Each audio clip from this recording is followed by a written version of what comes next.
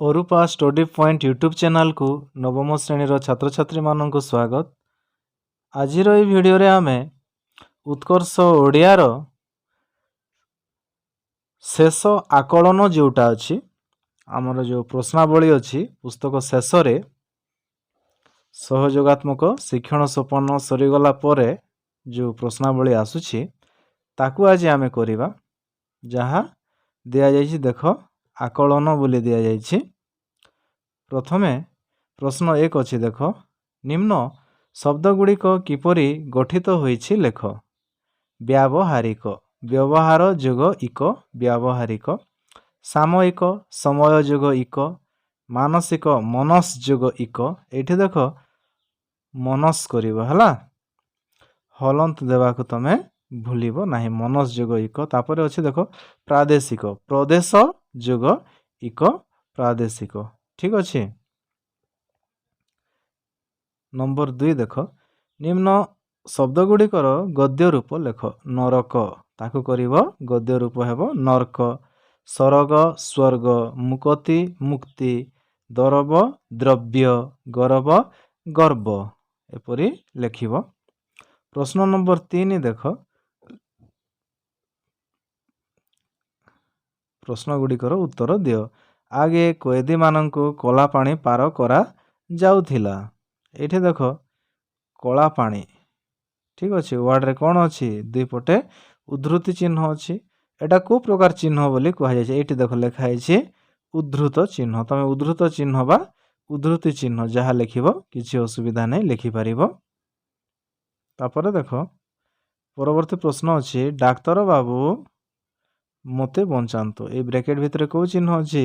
ଏଇଟା ହେଲା ପିଲାମାନେ କମା ଚିହ୍ନ, ତାକୁ ଲେଖିବ କମା। ପ୍ରଶ୍ନ ନମ୍ବର 4, ଅଭିଧାନ କ୍ରମରେ ନିମ୍ନ ଶବ୍ଦଗୁଡ଼ିକୁ ସଜାଇ ଲେଖ। ଅଭିଧାନ ମାନେ କ'ଣ? ଡିକ୍ସନାରୀ ହେଲା, ଓଡ଼ିଆ ଡିକ୍ସନାରୀ, ଓଡ଼ିଆ ଶବ୍ଦକୋଷ। ଏଇ ଶବ୍ଦଗୁଡ଼ିକ କିପରି ଆସିବ ତାକୁ ଦେଖ ଅରୁ ଷ୍ଟାର୍ଟ କଲ ହେଲା।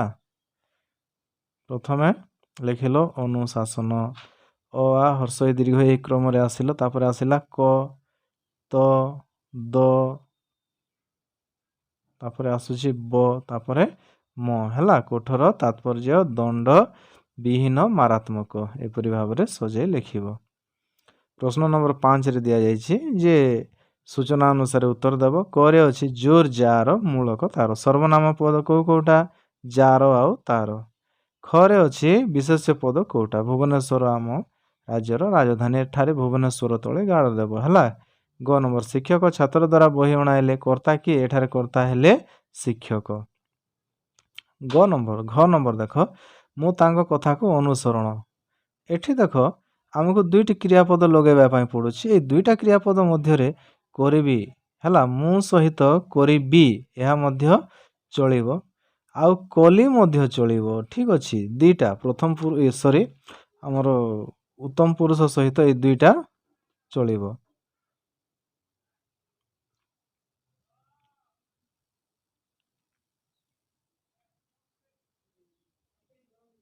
ଅ ନମ୍ବର ଦେଖ, ପ୍ରଧାନ ବାବୁଙ୍କର ସେ ଭାରି ବିଶ୍ୱସ୍ତ କରିବ ହେଲା। ଠିକ୍ ହେବ ବିଶ୍ୱସ୍ତ। ତାଳବ୍ୟ ସରେ ଅ ଫଳା ଆଉ ଦନ୍ତ୍ୟ ସରେ ତ ଫଳା ଦେଇକି ଲେଖ ହେଲା, ଯୁକ୍ତାକ୍ଷର। ବାକ୍ୟ ଗଠନ କରିବାର ଅଛି। ପ୍ରଥମେ ଅଛି ଧନୁ, ଶିକାରୀଟି ଧନୁ ତୀର ଧରି ବଣକୁ ଗଲା। ବଣ ଅଛି, ତାପରେ ଦେଖ ବଣର ରାଜା ସିଂହ ଅଟେ। ତାପରେ ଖାଦ୍ୟ, ଆମେ ପ୍ରତ୍ୟେକ ଦିନ ସୁଷମ ଖାଦ୍ୟ ଖାଇବା ଉଚିତ। ଗଛ, ବରଗଛ ତଳେ ପିଲାମାନେ ଖେଳୁଛନ୍ତି। ବା ଆମେ ଲେଖିପାରିବା ଗଛ ଆମର ବନ୍ଧୁ, ବା ଗଛ ଆମକୁ ଅମ୍ଳଜାନ ଯୋଗାଏ, ଆମେ ଗଛ ଛାଇରେ ବସୁ। ଯାହା ଲେଖ, ଗଛ ଶବ୍ଦ ଅଛି। ପ୍ରଶ୍ନ ନମ୍ବର 7 ଦେଖ, ଖାତିରି। ଖାତିରର ବିପରୀତ ଶବ୍ଦ କ'ଣ? ଖାତିରିର ତମେ ବେଖାତିରି କରିବ କିମ୍ବା ବେଖାତର ମଧ୍ୟ କରିବ, ଯାହା ହେଲେ ବି ଚଳିବ ହେଲା। ଖ ନମ୍ବର, ତୁମେ ଆସିବ। ଏଠି ଆମେ ଲେଖିବା କିମ୍ବା ତୁମ ଭାଇକୁ ପଠାଇବ ହେଲା। ଗ ଦେଖ, ଯେ ସଂଖ୍ୟା ବିକେ ସେ ହେଲା ସଂଖ୍ୟାରୀ। ଘ ନମ୍ବର, ରୀତା ତା ଡ୍ୟାକ୍ସ ଗେହ୍ଲା ଝିଅ ବାପାଙ୍କର କରିବ।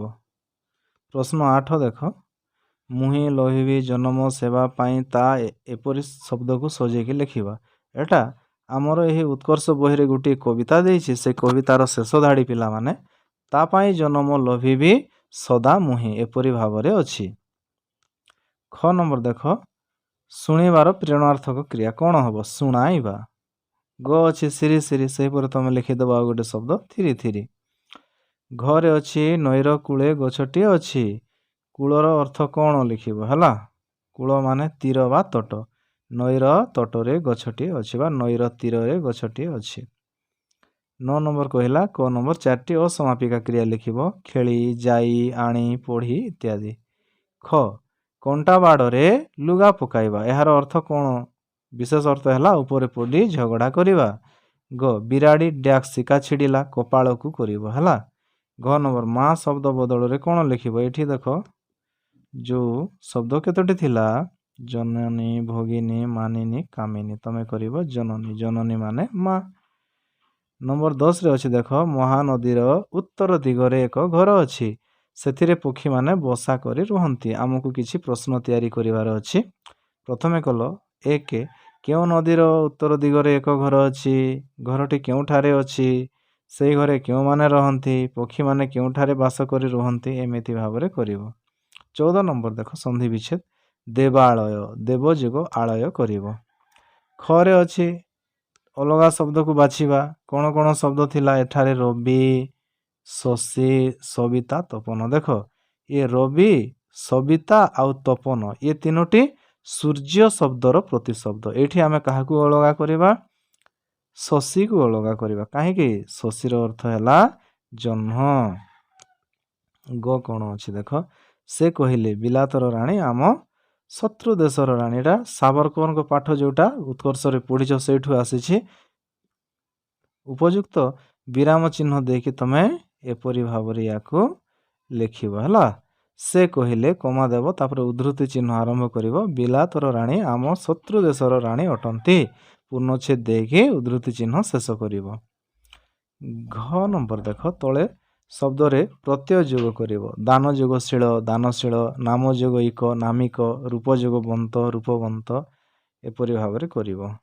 ତାପରେ 15 ନମ୍ବରରେ କ'ଣ ଅଛି ଯେ ଠିକ୍ ଶବ୍ଦ ଲେଖିବ ହେଲା। ଶୁଦ୍ଧ ଶବ୍ଦ। ମଣ୍ଡୁକ ଅଣଡ ଅଣ୍ଡରେ ଦୀର୍ଘକାର ଆସିବ। ଜାତୀୟ ଦେଖ ପାଶ୍ଚାତ୍ୟ ଆସିବ। ଆଉ ଅସ୍ପୃଶ୍ୟତା ଯାହା ମୁଁ ଲେଖିଦେଇଛି ଏପରି ଭାବରେ କରିବ। ଏଇଠି ଉତ୍କର୍ଷର ଆମର କାର୍ଯ୍ୟ ପୁସ୍ତିକାଟି ସମ୍ପୂର୍ଣ୍ଣ ଭାବରେ ସମାପ୍ତ ହେଇଛି। ଭିଡ଼ିଓଟି ଦେଖିଥିବାରୁ ସମସ୍ତଙ୍କୁ ଅଶେଷ ଅଶେଷ ଧନ୍ୟବାଦ।